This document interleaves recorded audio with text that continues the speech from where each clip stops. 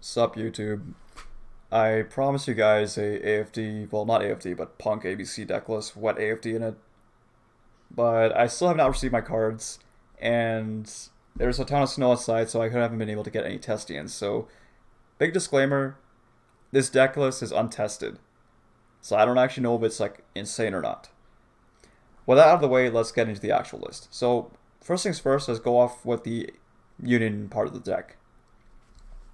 So for the Union part of the deck, we're playing 2A, 2B, 2C, the one driver, and of course triple hanger, Terra, set rotation, just basic ABC cards. I only want to play 6 pieces because you cannot go playing one of each piece. You don't want to lose to a random like Kashira effect, banishing the top card of your deck, whatever, and it's one of your pieces. You also don't want to play 3 of them because that's too many cards that are bricks in your deck, because let's be real, the Unions are indeed bricks, but you need to play them. B obviously being the best one. If you want, you can actually bump B up to 3, because it'll search the other ones out, and combos very well with E-Tele. It gets you, I believe, Baron, Buster, and King Regulus.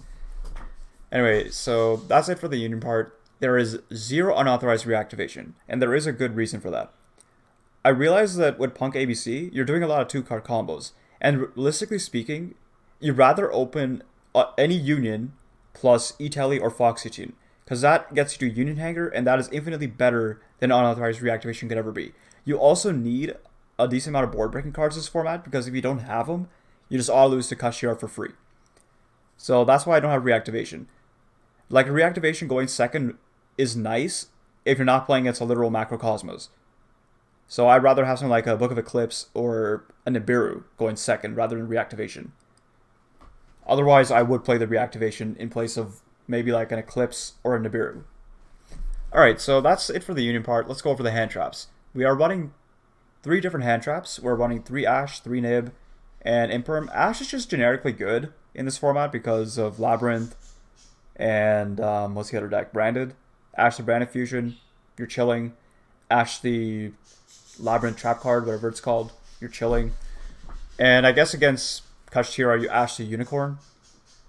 You're not really chilling, but hey, at least you don't have to do whatever Unicorn does. Nibiru, because Nibiru is good against Kashira, obviously, and other decks that are rogue are also susceptible to Nibiru, so play Nibiru, very good card. Only 2 Imperm, because I needed space. If you're not playing Secret Village, then play 3 Imperm for sure. It's a great card going second, and it's decent to open as well. Nothing bad to say about Imperm. For our board breaking cards, or I guess like we're playing 2 of them in a way, goes in the hand trap section 2. We're playing the 3 Nib, obviously, and the 3 Book of Eclipse. This format is basically Kashira format, and you need to play cards that can actually, break the Kashira board, so that's why we're playing these. We're playing the one Call by the Grave because, yeah, it's Call by the Grave. Why would you not play it? We're playing the one Secret Village because, well, honestly, this should be in the side deck, but I'm kind of a goofy goober. I like to play toxic main deck cards. Secret Village just auto wins in the branded matchup, assuming they don't open a Bestial, and even if they open a Bestial, you probably just, Baron it away or Buster it away. It's pretty good. Obviously, like, you shouldn't just go blind Secret Village, so really this should be in the side and this should be an Imperm, but like I said, I just like being toxic with cards, so that's why that's in there. For the Punk side, we have 3 Foxy Tune, 1 Zeamin, and if I can find him, 1 Wagon. So, and of course, the 1 Deer Note. So, Wagon is what allows you to actually use AFD to pop a field spell because you just add the Jam Session. You won't really be using Jam Session for its other effect, which is drawing cards and extending. But if you do have the extender or you can draw cards, you can do that too. Pretty good. And maybe even your opponent ogres this for some reason if they're playing it. I don't know. Maybe they came from Master Duel. Who knows? E-Tele and Foxytune basically serve the same purpose, assuming you only open a single unit. Though E-Tele is indeed the stronger card because you go E-Tele, Zeamin, Foxy, Foxy for whatever. Meanwhile, with Foxy, you just Foxy pitch something and summon the Wagon instead.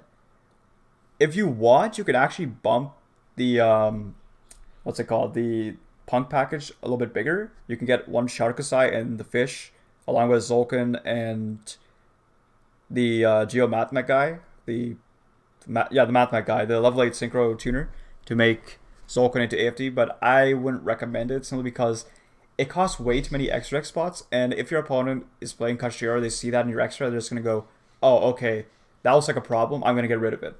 And then you have a useless, like, a useless bunch of slots in your extra deck.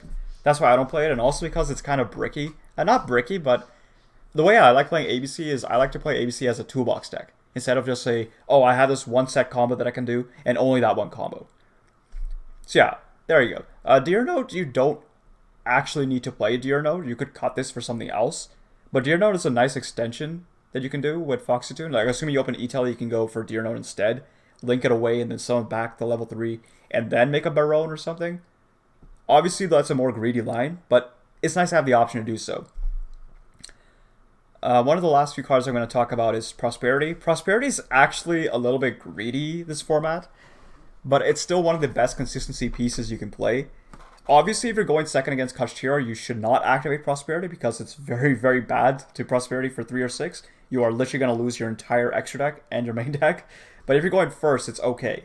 It's still pretty decent. You could always substitute this out for something else, like another field spell, I guess, that does something, like maybe more Disco Coliseums, maybe Ravine, maybe Destrudo, something like that, if you're really scared of the Kashira matchup. Or, hell, forget about those cards. Let's put in more board breakers. You can play that too instead of Prosperity. I personally like Prosperity because I like consistency above all else. Because a deck that is consistent most of the time is more likely to win than a deck that is extremely powerful but has no consistency. Anyway, yeah, that's why I still play Prosperity. Obviously, you can take this out for the other cards that I mentioned, but I'm sticking with Prosperity. Alright, the last cards I'm going to talk about are Disco and King Regulus. So, King Regulus, it's obvious, it's just, it's an Omni-Negate, it's an extender. It is a brick in your hand, unfortunately, but, it's not the worst brick in the world. It's better than opening, say, Galaxy Soldier, but nothing, right? Sorry, no, it's actually better than opening Galaxy Soldier. I'm getting off the rails here. King Regulus and Disco, they're cards that will break you if you play too many copies. So that's why I play only 1 and 1. It is nice to have the battle protection, but it doesn't come out that often. Like I said, you can always just play, like, if I was to play 2 of any of these, I would probably play 2 Disc Coliseum. Because you can just remove the Secret Village, play seconds Disco, it's another field spell to pop for AFD, and field spells are what's important in this deck. You want to always have, not necessarily Union Hanger, but a field spell to pop to search another good field spell. Alright, that's the main deck. It's a nice, clean 40. Let's go to the extra deck. Alright, so we have 3 Buster in here. It's pretty self-explanatory, but it's also a good thing to Prosperity away. I usually if I go to Prosperity for 6, I usually go bench one Buster, maybe both the Lingo Rebus, if I'm going first, obviously. One of these, another Goddess, and then I have to decide which one I want to take. Then I have to look at my hand, obviously. If my hand is complete garbage, I might just take away a Phoenix and a Lina, because you want to be able to play. So, yeah, 3 Buster for that reason. The 1 AFD, because this card is absolutely cooked. Literally the best card in the deck. And probably one of the best cards in all of Yu-Gi-Oh! To begin with. Its effect reads that you can just special summon whatever you want from hand. Pop a field spell. Gain 1,000 life for no reason, so you can win in time with this card too. It's amazing. Oh, and guess what? It's level 7, so you can turn into the next card that we have, which is a Baronne. Baronne is also really good in this deck because it's super easy to make with E-Tele and a piece. Well, not E-Tele and a piece specifically. It has to be B specifically. Or E-Tele Hanger, or, there's a lot of hands where you can actually make Baronne fairly easily. Assuming you open the E-Tele, or you open the way to get another level 3 on the field. And yeah, it's Omni-Negate, and Baronne de Fleur can tag itself out on the subsequent turn to go into either an AFD, your other Omni-Negate, which is Regulus, or just another Buster, because why not?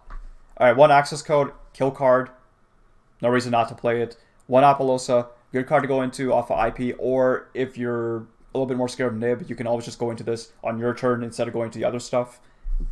The 1 IP, for what I mentioned before, also it can go into Unicorn for a spin at the very least. Pretty good. Protects whatever you summon off of it. 1 Phoenix, utility card. 1 Unicorn, again, utility card. 2 Lingaribo.